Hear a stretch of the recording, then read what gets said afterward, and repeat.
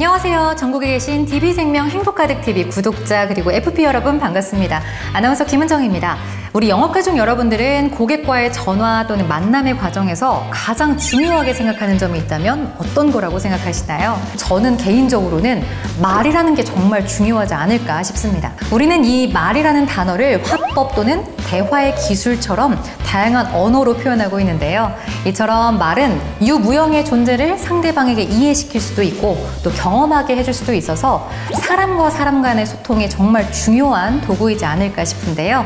그래서 오늘은 말을 통해 고객과의 소통의 기술이 한층 더 업그레이드 될 수 있는 시간을 마련해봤습니다. 네, 소통의 온도 어른의 말습관의 저자 김진희 강사님 모셨습니다. 안녕하세요. 안녕하세요. 김진희입니다.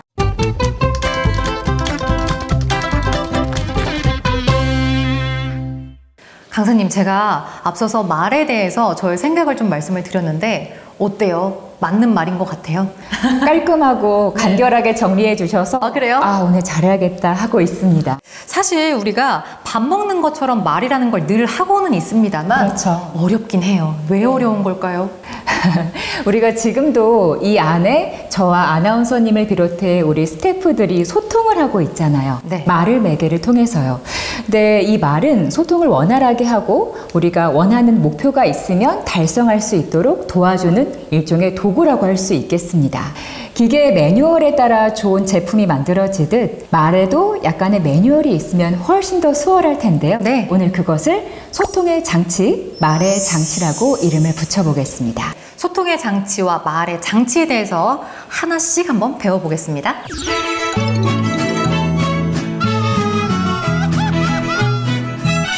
강사님, 오늘 주제가 말이 달라지면 영업도 달라진다입니다. 근데 뭐 영업이 아니라 영업도라고 하니까 진짜 말이 가진 힘이 분명히 있을 것 같거든요. 우리가 어려워하는 게 바로 화법이라는 건데 어떻게 좀 설명을 해주실 건가요? 화법의 사전적인 정의는 네. 말의 법칙입니다. 제한된 시간에 효과적으로 전달할 수 있는 말의 법칙, 영어로는 우리가 스피치라고 하죠. 네. 제가 질문 하나 드려도 될까요? 네네. 화법 두 글자를 딱 연상하면 어떤 것부터 떠오르세요? 뭔가 법칙이 있을 것 같고 그리고 갑자기 이렇게 뭔가 틀에 맞춰서 이야기해야 될 것만 같고 좀 그런 느낌이 드네요. 강박이 생기네요. 아마 우리가 사용하는 말의 습관이나 패턴이 문제일 수 있습니다. 제가 예를 하나 들어볼게요. 아나운서님 지인이 PT를 급하게 준비를 해서 결과가 좋지 못했어요. 네. 그럴 때 어떻게 말해주겠어요? 네가 좀 준비를 잘했어야지 왜 그렇게밖에 못했니? 라고 할 것 같은데. 지금 말씀하신 문장을 보면은 미래형보다는 과거형, 긍정보다는 부정형을 쓰셨거든요. 네. 이게 아마 아나운서님의 말의 패턴일 수도 있습니다. 패턴이요? 패턴 뭔가요? 결국 부정어를 사용하면은 계속 좋지 않은 방향으로 흘러갈 수도 있다는 거예요. 네. 아나운서님께서 화법을 떠올릴 때 긍정적이거나 밝은 이미지는 떠오르지 않는다고 했거든요. 네. 아마 아나운서님이 화법에 대해 가지고 있는 부정적인 이미지 때문에 그럴 수가 있습니다. 부정어는 간결해 보이지만 힘이 없습니다. 우리 아나운서님도 한 번쯤 들어보셨을 것 같은데요. 네. 그 유명한 지금부터 분홍색 코끼리를 떠올리지 마세요. 분홍색 코끼리. 네. 어떤 것부터 떠오르시나요? 분홍색 코끼리. 하지 말라고 했는데. 문구에는 떠올리지 말라고 했는데요. 네. 계속 생각나네요. 이게 미국의 심리학자 샤론 브렘이 리액턴스 효과라고 설명을 합니다. 금기사항을 우리가 더 신경을 쓰는 걸 말하는데요. 하지 말라고 하면 더 하고 싶고 네. 가지 말라고 하면 더 가고 싶고 생각하지 말라고 하면 더 생각이 나는 거죠. 어떻게 해야 돼요? 청개구리 신부랄까요? 그러게요. 부정보다는 긍정으로 네. 그리고 과거보다는 미래형으로 쓰면 어떨까요? 바로 종결어미를 부정에서 긍정으로만 바꿔도 대화의 흐름을 주도할 수 있습니다. 네. 안 된다보다는 된다, 않는다보다는 한다. 마세요보다는 하세요가 어떨까요? 예를 들면 이 조항 무시하지 마세요보다는 이 조항 지켜주세요. 그리고 싸우지 마세요보다는 잘 지내세요. 늦지 마세요보다는 제때 도착하세요가 더 힘이 있다는 거죠. 그러니까 어미를 조금 더 긍정적으로 바꾸니까 느낌이 확 달라지긴 하네요. 맞습니다. 네. 그럼 아나운서님이 한번 바꿔보시겠어요? 네, 한번 해볼게요. 그럼 교실이니까 이 문장 어떠세요? 딴짓하지 마세요.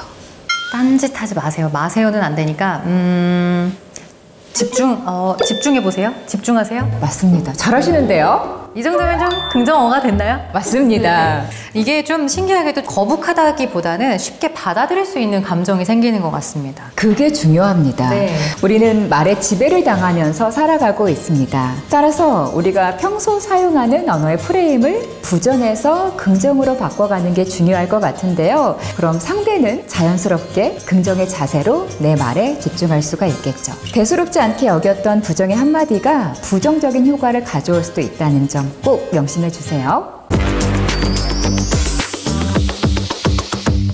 강사님, 방금 우리가 말의 패턴을 바꾸면 상대방이 나의 말에 좀 집중할 수 있게 만들 수 있다라고 하셨는데요. 근데 이게 미래형, 긍정형이 표현이 좋다는 건 알겠습니다만 나의 말의 습관을 바꾼다는 게 쉬운 일만은 아니거든요. 근데 아까 말의 장치를 좀 알려주신다고 했잖아요. 네. 그 장치 궁금해요. 뭐가 있을까요? 이게 말의 패턴을 바꾸는 게 네. 만만한 일은 아닙니다. 많은 노력과 연습이 필요하겠죠. 그래서 현실적으로 아마 힘들 거예요. 네. 이때 단어 하나만 바꿔보면 어떨까요? 단어 하나요? 네. 하나만 바꿀 수 있는 거는 이거 좀 괜찮은 것 같아요.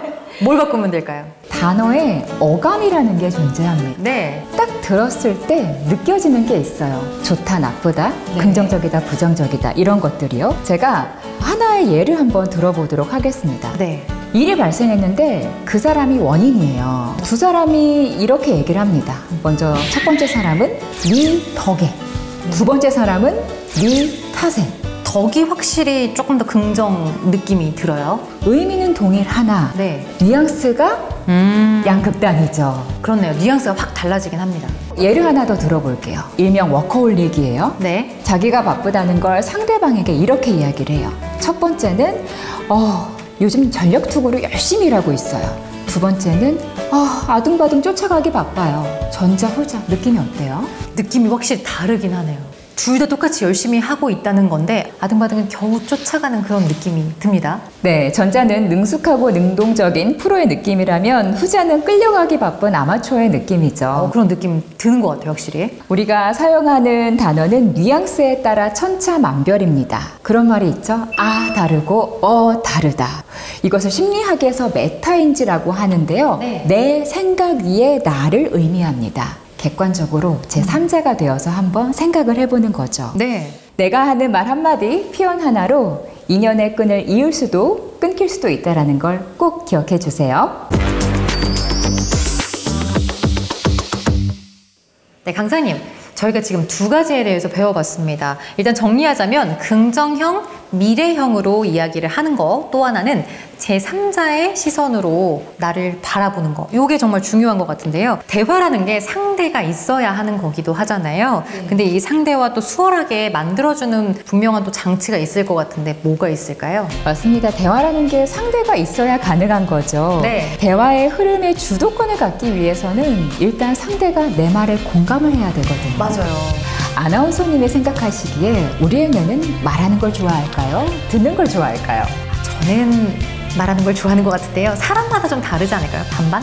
실제로 뇌파를 측정하면 네. 타인의 말을 듣고 판단할 때보다 자기가 말을 하고 타인에게 공유할 때 훨씬 더 뇌파가 많이 생성된다는 연구 결과가 있었습니다. 우리의 뇌는 듣는 것보다 말하는 것을 즐긴다고 할 수가 있는데요. 이 대화를 할 때 상대와 이야기를 나눌 수 있도록 물꼬를 터주는 게 중요합니다.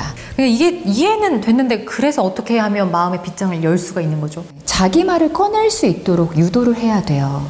지금 아나운서님이 저에게 계속 질문을 받고 있죠. 네네. 질문을 받을 때 어떠세요?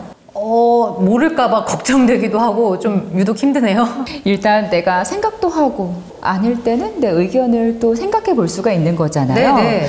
이게 누군가를 설득을 해야 하거나 특히 불편한 얘기를 꺼낼 때는 나의 주장을 밀어 넣는다고 해서 상대가 잘 받아들일리 만무합니다. 네. 그때 대화의 공간을 살짝 늘려서 질문을 하면 좋습니다. 공간을 늘려서 질문을 한다는 게 뭐예요? 하세요, 마세요가 아니라 이렇게 하면 어떨까요? 이렇게 하는 게 낫지 않겠어요? 라고 조금 틈을 주는 거죠. 그러니까 대화의 공간이라는 게 상대방에게 어떤 여지를 좀 넓힐 수 있도록 하라는 거죠? 네, 맞습니다. 내 생각이나 주장을 과하게 어필하면 때론 반감을 살 수가 있어요. 네. 그럴 때는 툭 가볍게 질문해서 상대가 본인의 입으로 대답할 수 있게끔 만들어주는 걸 의미합니다. 네. 가령 이 항목 필요 없으니까 빼세요 보다는 네. 이건 없어도 되지 않을까요? 라고 좀 질문형으로 하면 훨씬 더 부드럽죠. 그러니까 우리의 뇌는 늘 질문을 기다리고 있기 때문에 말할 준비를 하고 있다, 이렇게 생각해봐도 좋을 것 같습니다.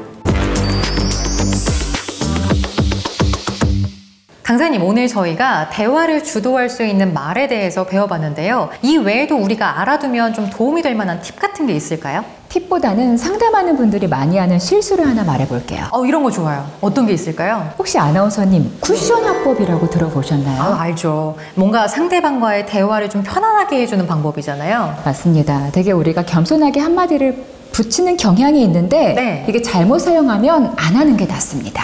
어떤 의미예요? 안 하는 게 낫다니? 일단 쿠션 화법은 거절을 해야 하거나 부탁을 할 때 우리가 상대방 마음을 불편하지 않게 한마디 붙이는 경향이 있는데요. 네. 주목해야 할 것은 영업하시는 분들은 상품을 부탁하는 게 아닙니다. 판매를 목적으로 상대를 설득해야 하는 입장인 거죠. 가장 많이 하는 실수가 이런 거예요. 부담이 될 수도 있겠지만, 완벽하지 않을 수도 있겠지만, 중요하지 않다고 생각할 수도 있겠지만, 이런 문장이 앞에 딱 들어가게 되면 오히려 역효과를 불러올 수도 있습니다. 고객은 상품에 문제가 있는 건가? 중요하지 않을 수도 있겠구나. 잘 모르시나? 라는 부정적인 생각을 할 수도 있다는 거죠. 또 이런 겸양의 표현이 자칫 잘못 사용하면 나를 좀 낮출 수도 있다는 걸 여러분들께서 꼭 기억하시면 좋겠습니다.